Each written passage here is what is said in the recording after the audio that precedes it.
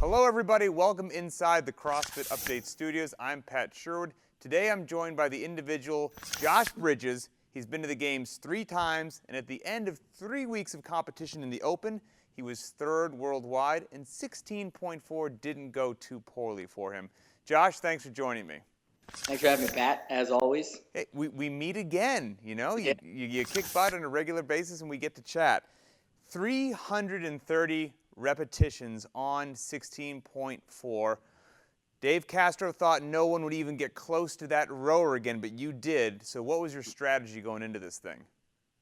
The strategy, typically, as always, I try not to have too much of a strategy, but this week I did. I had a little bit. I basically wanted to finish the first round in complete round in like 8:30-ish. And I figured if I finished in 8:30 that first round, then I'd have a chance at touching the rower.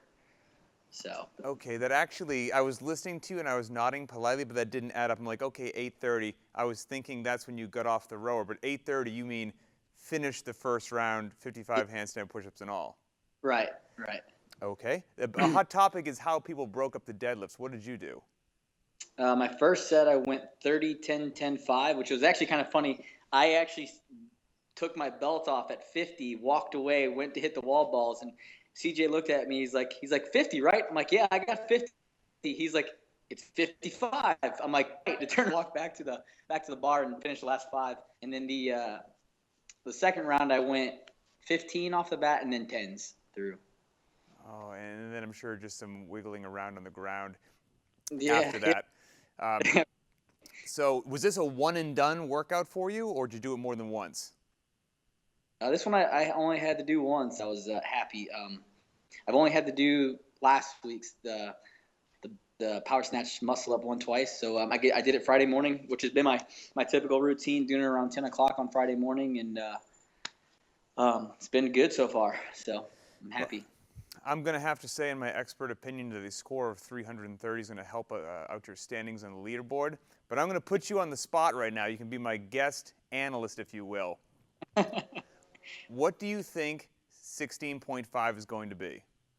Gosh, what a great question.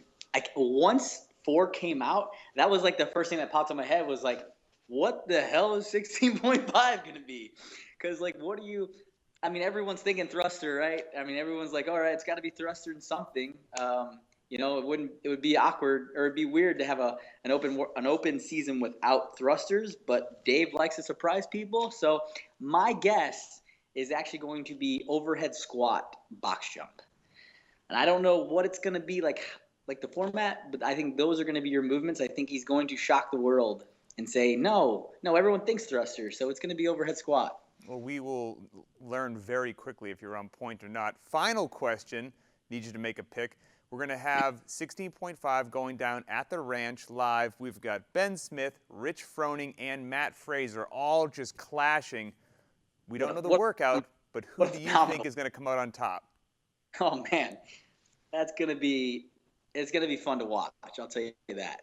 But it's almost, I think it's silly to bet against the champ. So, and by the champ, I mean, no disrespect to Ben. Ben's the champion as well. But, it's hard to go against Rich. So I'm going to put my money on Rich. He does have a tendency to do well in the Open, and typically likes to win. So do you. So congratulations, Josh. Keep it up, and maybe we'll be talking to you after 16.5. Hope so. Thanks, brother. Thanks for having me, as always. Of course.